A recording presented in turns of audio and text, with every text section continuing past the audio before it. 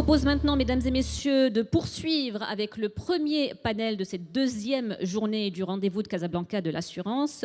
Notre discussion va porter sur l'impact de ces perspectives économiques et financières mondiales sur le secteur de l'assurance. Nous avons le privilège d'accueillir parmi nous 3 experts éminents de l'industrie. Chacun nous apportera sa perspective unique et précieuse à cette discussion. Je vous remercie d'accueillir avec moi sur scène Monsieur Alaa EL-ZOHEIRY. Il est directeur général de GIG Égypte et président de la Fédération égyptienne de l'assurance. Mr. ZOHEIRY, if you could please join me on stage. Let's give him a round of applause. Je fais les introductions en français, puis je basculerai en anglais. Il apportera son expertise approfondie sur les dynamiques économiques et nous allons poursuivre ça dans quelques instants. Please have a seat right here. Thank you so much for joining us today, sir. Je vous remercie d'accueillir également Dr Corneille KAREKEZI, directeur général du groupe Africaré, qui est un acteur clé dans le développement de l'assurance et de la réassurance en Afrique. Bienvenue à vous, cher monsieur. Je vous en prie, prenez place. Et enfin, je vous remercie d'accueillir monsieur Maxime DARMET, senior economist pour la France et les États-Unis au sein du groupe Allianz. Monsieur DARMET, si vous voulez bien nous rejoindre sur scène. Est-ce que monsieur Maxime DARMET est avec nous? Bien, nous allons lui laisser quelques instants pour nous rejoindre. Je propose à l'équipe de prendre contact avec Maxime DARMET afin qu'il puisse nous rejoindre pour ce premier panel, mesdames et messieurs. Mes 3 intervenants étant anglophones, permettez-moi de passer à l'anglais. Des casques d'interprétation simultanée sont disponibles pour vous. There are headsets for live interpretation that are available for you, ladies and gentlemen. Please just, if you need one, just raise your hand and someone from the team will be happy to assist you. Je demande à l'équipe organisatrice de nous apporter quelques casques à l'avant de la scène. Merci beaucoup. Welcome to you, gentlemen. So we'll pursue this conversation in English. Hopefully, Maxime will join us in a few moments as he will be a part of this conversation also. Let me start with you, Dr. Corneille KAREKEZI. You are the Group Managing Director and Chief Executive Officer of African Reinsurance Corporation, Africaré. Since 1996, you have contributed significantly to the development of the insurance and reinsurance industry in Africa. From your perspective, what are the top global economic and financial perspectives identified by the industry to be the most impactful? Yeah, good morning to the audience, and thank you for inviting me to this wonderful conference, which we can't miss every year for the last 10 years probably. So it's a pleasure to be again here. On this question, my job is very easy because the first speaker has said it all. He has covered all the challenges we are facing in our industry. Inflationary pressure, tightening of credit, and geopolitical tensions. So there's a lot of uncertainty in this world today, particularly to African players, where we have 83% of our turnover as Africaré.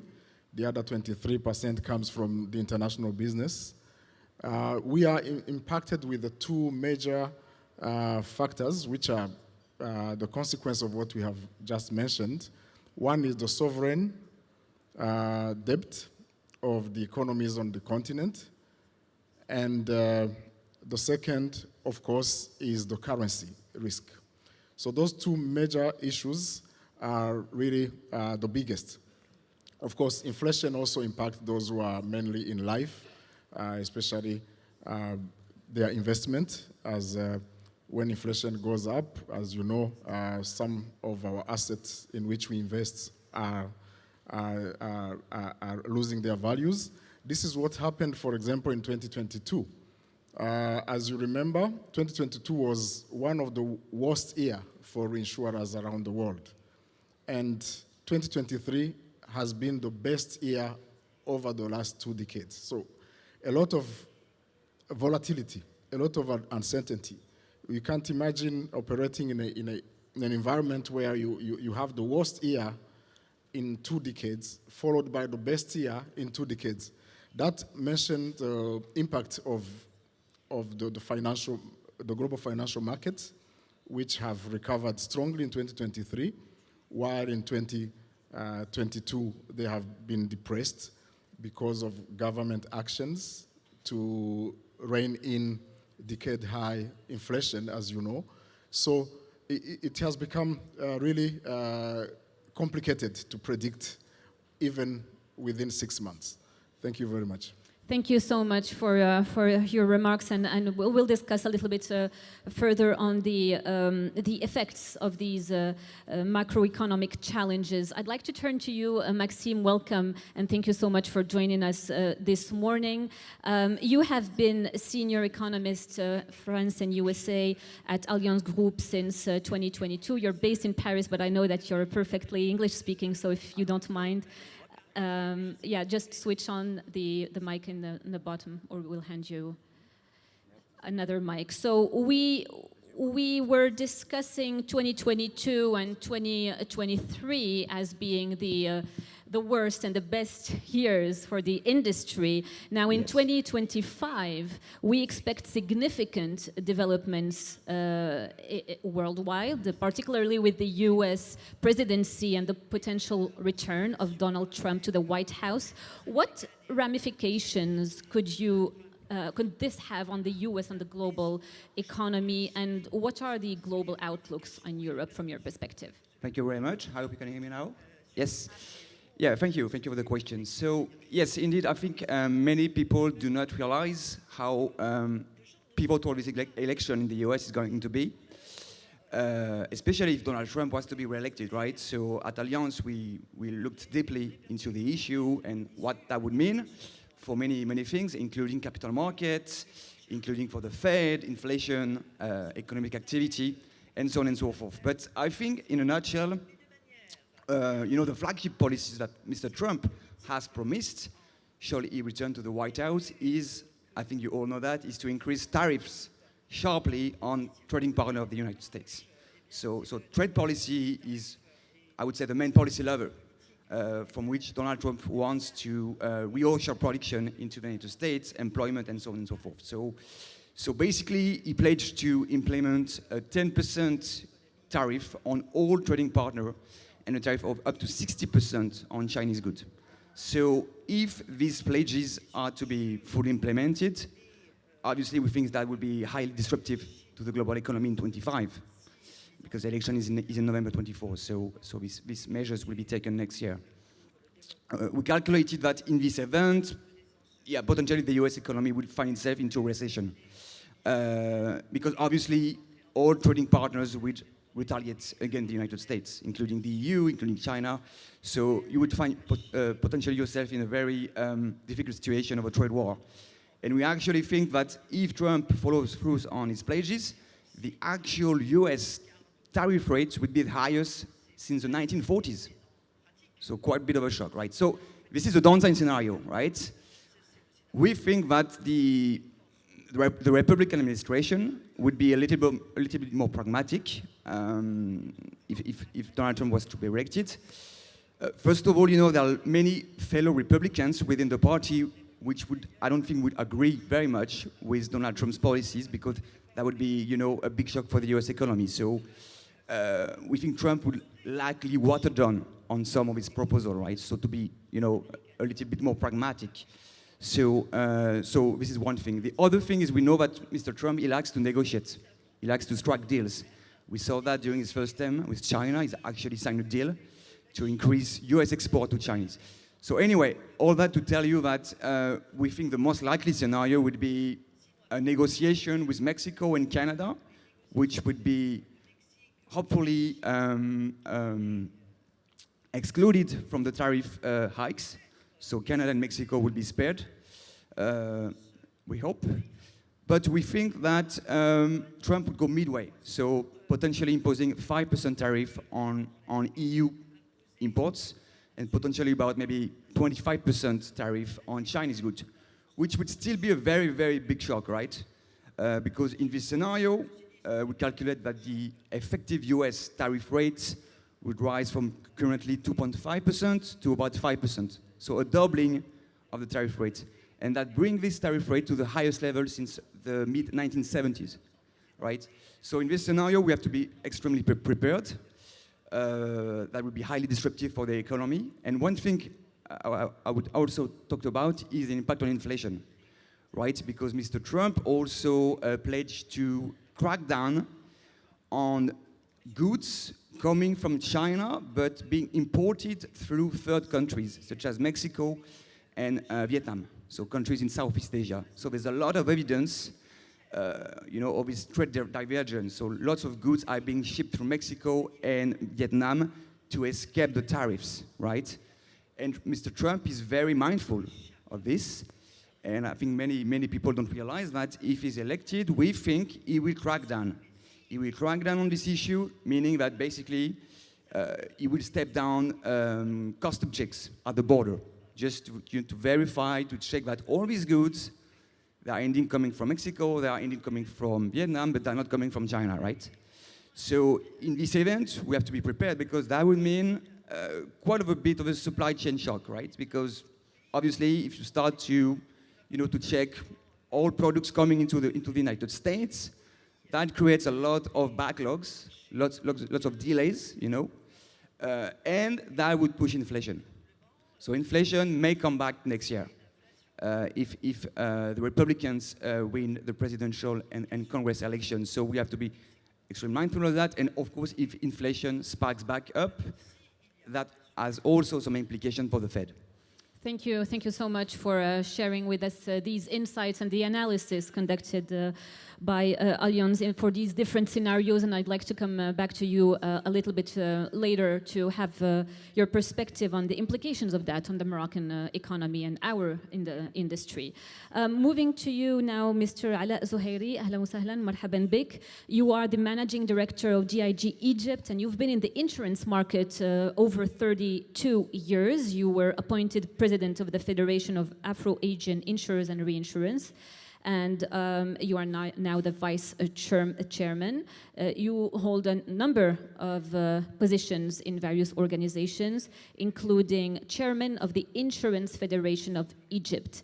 Now, we'd like to have your perspective and assessment. What are the most severe global risks, and how do you believe the insurance industry can effectively mitigate the impact of these risks, particularly in addressing the economic challenges we were mentioning? Yeah, thank you very much for having me here, and I'd like to thank the organizing committee for having me for the second year in a row as a speaker.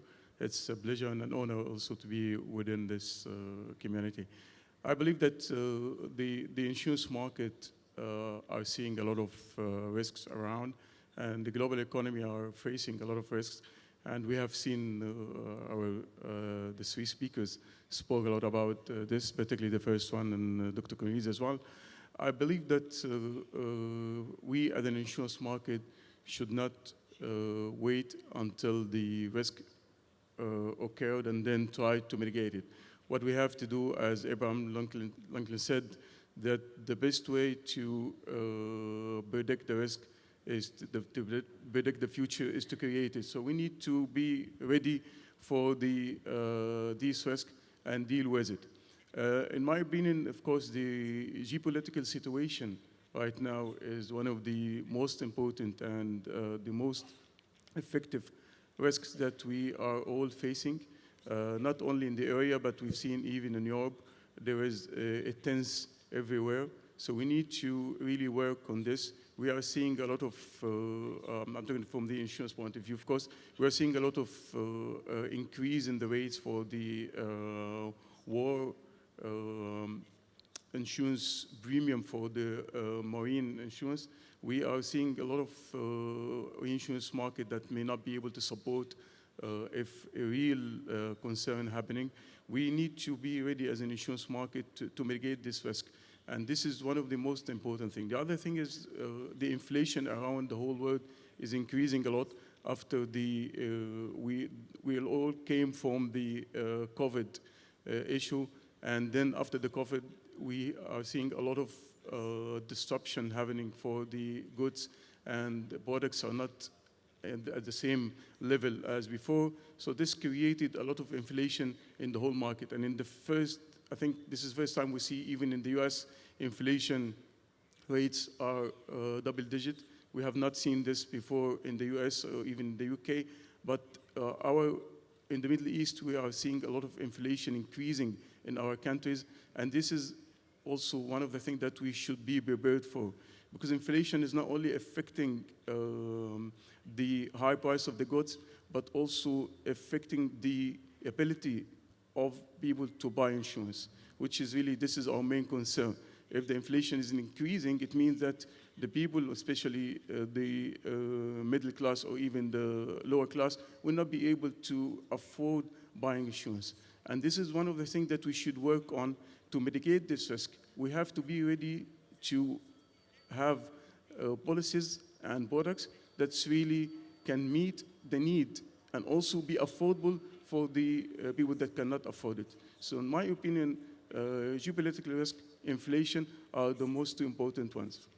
Thank you so much. Indeed, this focus on inflation and geopolitical risks, and we would like to discuss further on some of the initiatives that are put in place.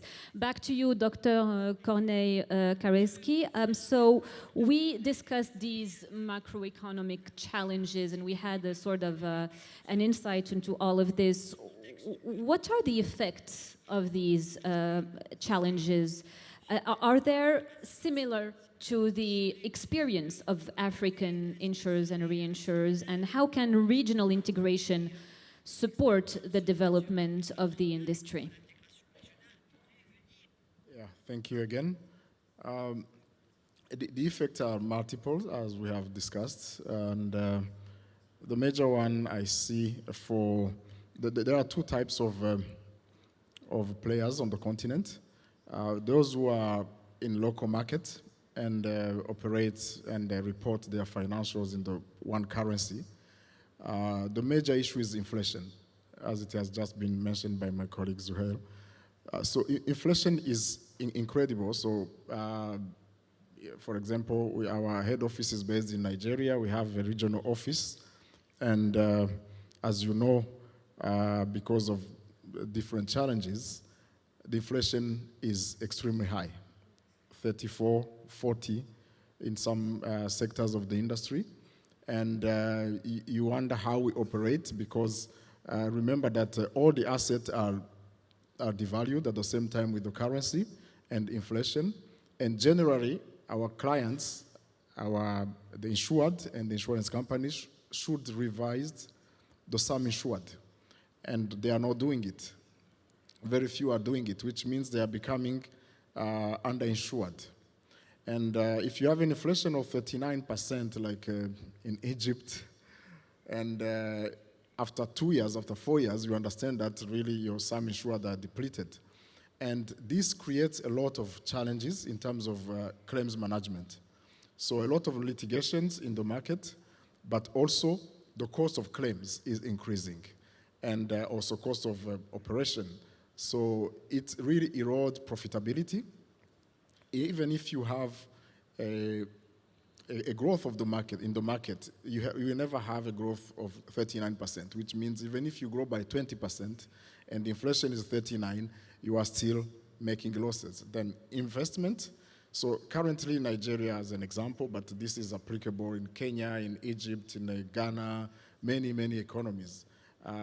The interest rate you can get is 24% in the market, and inflation is at 39%. So meaning that you are losing money year on year. So it's a big challenge, and we can only hope So you don't hope it's not a plan. We can only hope that this will end soon.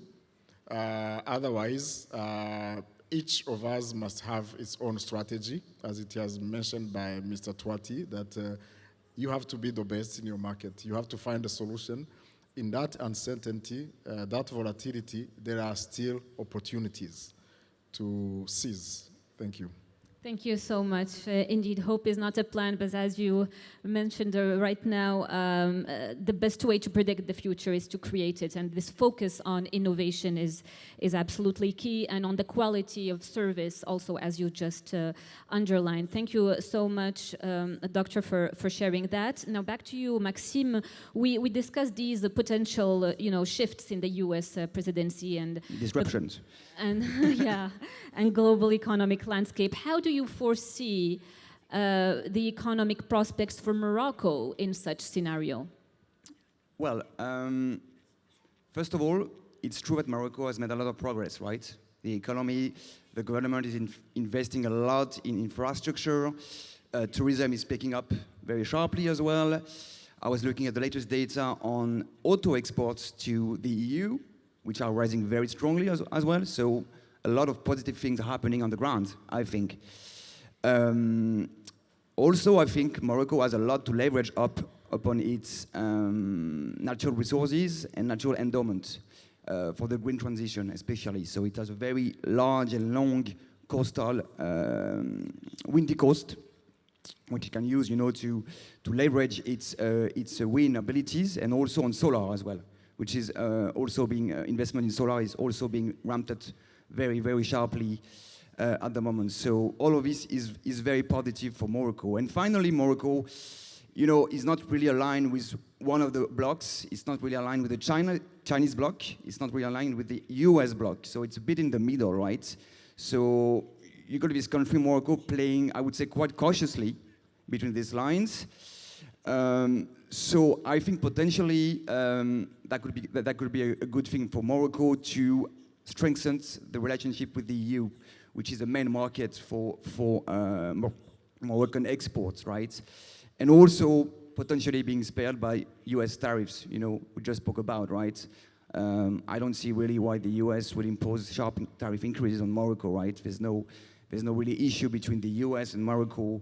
There's no really trade imbalances between the two countries. So potentially, Morocco could navigate, I would say smartly, the economic landscape next year.